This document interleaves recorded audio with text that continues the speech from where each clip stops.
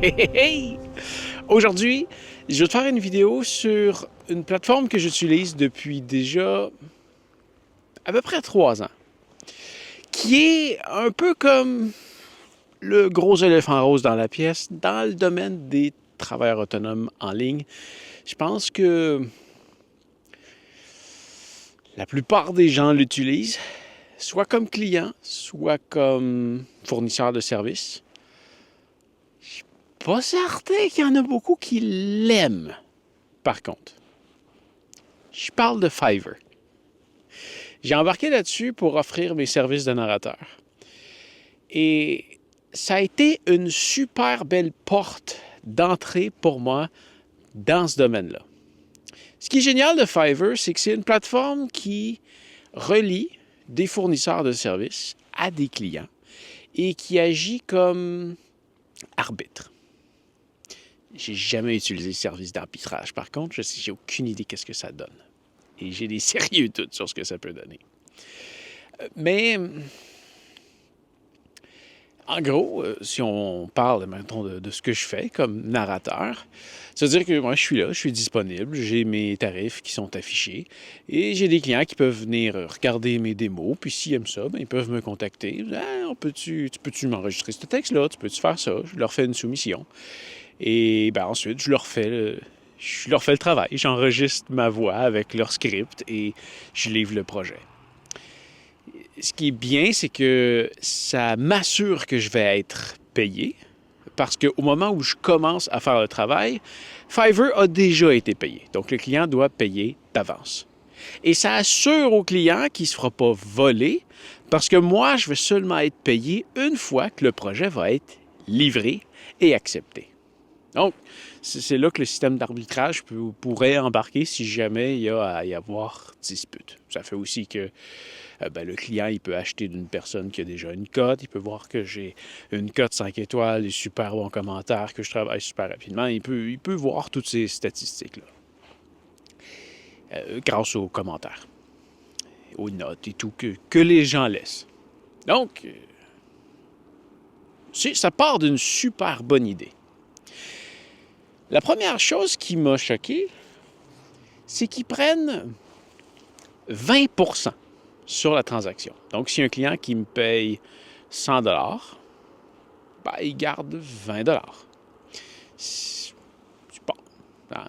Il amène la job. Sur le coup, ouais, ça choque. Mais en même temps, il amène la job. Bon, après ça, tu as un contrat de 2000 ouais, tu payes 400 Puis tu te dis, oh, wow, c'est beaucoup d'argent juste pour avoir amené la job. Mais c'est quand même ça qu'il y a. Il amène de la job. J'ai eu des contrats quand même assez incroyables. J'ai pu être en contact avec des entreprises avec qui j'aurais jamais pensé. J'ai même eu Je fais même les voix maintenant pour un parti politique fédéral. Je suis la voix d'un des partis. Ça amène ça. Ça amène ça. Et ben, après un certain temps, je me dis, ouais, c'est bon, ça va. 20%, je comprends. Hein? Faut qu'ils vivent, faut qu'ils fassent vivre leur plateforme. Puis ils disent aussi en même temps que ça sert à payer les frais de carte de crédit, tous ces trucs-là. Donc, ouais, ça va. 20%. Le truc, c'est que ça ne s'arrête pas là. Il y a plein de limitations après. Puis il y a un gros manque de transparence. Par exemple, moi, je vais dire à mon client que je lui fais une job pour 1000 $. On s'entend là-dessus. Le client doit payer plus que 1000 $. À moi, ils me disent qu'ils payent leurs frais de service avec ça. Mais c'est drôle, hein? Les clients, ils payent à peu près 3% de plus. Donc, si je fais une job à 1000 $, il va payer 1000 $ plus environ 30 à 50 $ de frais de service. Et moi, je le vois pas, ça. Et pendant une transaction, si le client veut un extra, là, ben, moi, j'y ajoute un extra. Puis c'est niaiseux, mais ça peut être un extra de 10 50 peu importe, bien, il y a un frais pour, pour le client. Fait que, mettons que je rajoute un extra de 100 ben le client va devoir payer, mettons, 10 d'extra pour me payer 100 sur lequel Fiverr va garder 20 Et là, gros manque de transparence, quand la transaction se termine, Fiverr encourage le client, j'ai aucun contrôle là-dessus, mais Fiverr encourage le client à me laisser un pourboire. Et Fiverr garde 20 aussi sur le pourboire. Puis, je l'accepte quand même au final. Tu sais, pour avoir des magouilles de ah, je te fais la job pour 100$, puis tu m'enverras 900$ de pourboire, puis je ne paierai pas de commission. Il pourrait y avoir ça. Par contre, le client devrait être au courant que Fiverr va garder 20 du pourboire. Et plus ridicule que ça, si le client veut laisser du pourboire, il doit payer un frais de transaction. S'il veut me laisser 5$ de pourboire, là, ça va sûrement coûter 10$. À peu près. Sur lequel ils vont aussi garder 20 Une fois que la job est terminée, que le client a approuvé, moi, je dois attendre 14 jours pour pouvoir être payé. Si je veux être payé plus tôt, je peux devenir Fiverr Plus, qui est, j'y vais à peu près 30 à 50 $ US par mois. Peut-être 60. Pour être payé après 7 jours. Et je ne sais pas si ça a changé, mais il me semble que la dernière fois que j'ai regardé, il y avait un autre petit pourcentage de plus à laisser que le 20 pour être payé plus vite. Et quand je me fais payer, ça me coûte $1. Pas grand-chose, mais voyons, je t'ai laissé 20 de mon truc, puis là, pour me payer, je dois... Ça va loin. Ça va très loin. J'ai remarqué d'autres petits trucs aussi. Bon, c'est dommage, hein? La plupart de mes clients sont au Canada. Et je dis que c'est dommage parce que c'est une plateforme qui est basée en dollars US. Donc, mes clients canadiens doivent prendre leur argent canadien, la convertir en US, payer un frais de conversion pour que je reçoive des dollars US, pour que je le reconvertisse en dollars canadiens. Il y a une certaine perte qui se fait là-dessus. Puis ça, c'est quand même un peu dommage, mais ça va plus loin que ça. Ça m'est arrivé de parler à un client, de dire « Ah, je te fais ça pour 100 $. Puis là, le client, mais tu m'as dit que c'était 100 $, j'ai accepté, mais pourquoi moi je reçois une soumission à 145 $? Ah! Ouais, bon. Là, j'y explique qu'il doit mettre sa plateforme en US parce que s'il la met en canadien, Fiverr charge un frais de conversion caché qui est très, très, très défavorable. Dans le sens que si tu le payes avec ta carte de crédit, déjà que ta carte de crédit prend un taux de change défavorable, eux, c'est vraiment pire. Et ils ne te le disent pas. Donc, si par exemple, ça devait coûter 138 $ avec ta carte de crédit, ben avec eux, ça va coûter 142 $. Et ils aiment ça faire des chiffrons, fait qu'ils vont arrondir à 145. Ouais, sans te le dire. Et moi, je fais pas une scène là-dessus non plus. Donc là, ils prennent 20 un frais de conversion, plus un arrondissement, plus le frais de transaction au client pour passer sa transaction. C'est incroyable la quantité de frais qu'ils prennent partout. Et là, dernièrement, j'ai eu une opinion quand même très belle sur Fiverr parce que je suis devenu le Fiverr's Choice quand tu cherchais sur Fiverr un narrateur franco-canadien.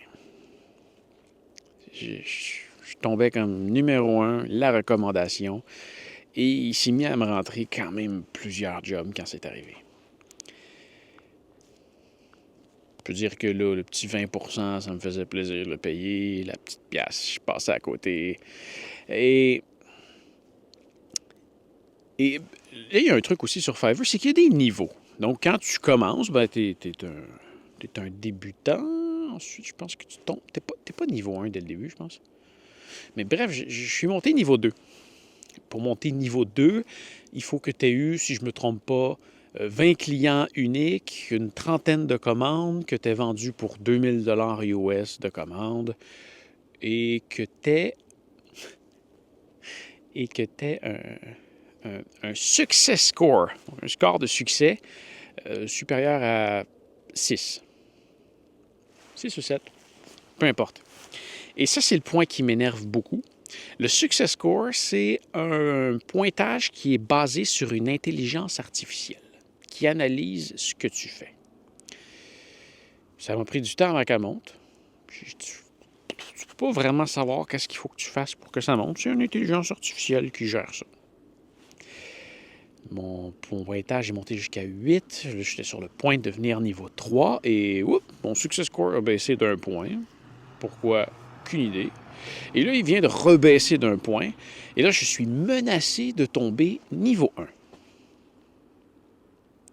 Et j'ai 30 jours pour me remettre de ça et de mieux travailler. Le truc qu'il y a, c'est que je réponds instantanément aux personnes qui m'écrivent, généralement en moins de 10 minutes.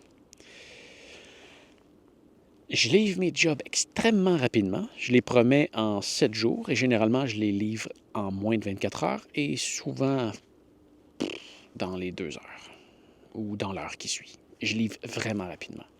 Mes clients sont extrêmement satisfaits. Je reçois des super beaux commentaires. Les gens disent que je vais above and beyond pour ceux qui parlent, mes clients qui parlent en anglais. Je reçois plein de beaux commentaires. Mais ma note du Success Score, qui est gérée par une intelligence artificielle, est en train de cracher. Donc là, je perds ma place, je me fais moins voir.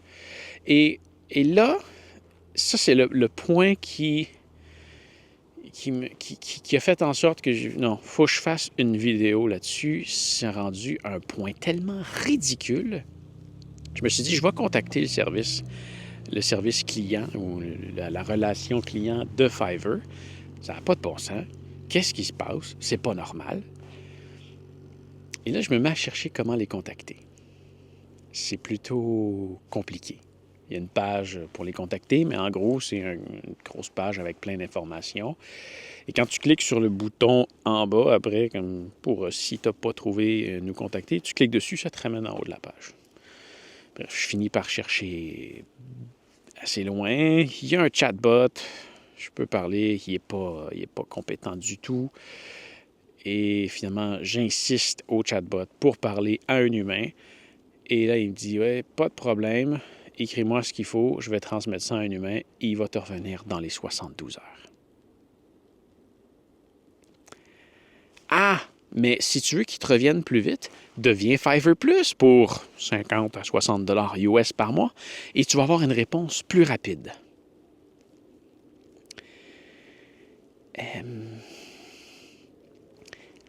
Dans le dernier mois, j'ai payé à cette entreprise-là 750 $ en commission et je ne peux pas parler à un humain. Ça dit que le service est disponible 24/7, mais présentement, ça fait presque une semaine que je leur ai écrit et j'ai jamais eu de retour. Donc, c'est là où j'en suis. Fiverr, ça part d'une super bonne idée. Mais je crois que les gens ou l'entreprise qui est derrière ça est pas génial. Vraiment pas génial.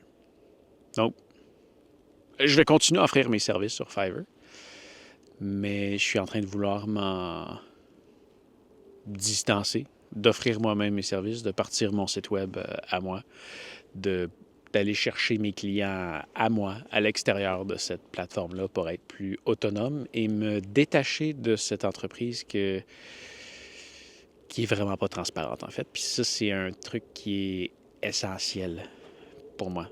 Ben, essentiel, important pour moi quand je fais affaire avec une entreprise. J'aime ça qu'elle soit transparente, qu'il n'y ait pas de trucs qui sont cachés et que je ne prenne pas des trucs, que j'ai des surprises et des frais à payer qui sont cachés comme ça, sans forcément avoir un service en échange.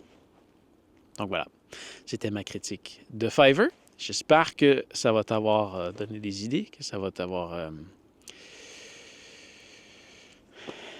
donné une idée de l'entreprise avec laquelle tu pourrais faire affaire. Alors voilà, fais attention à toi et on se revoit dans une autre vidéo. Salut!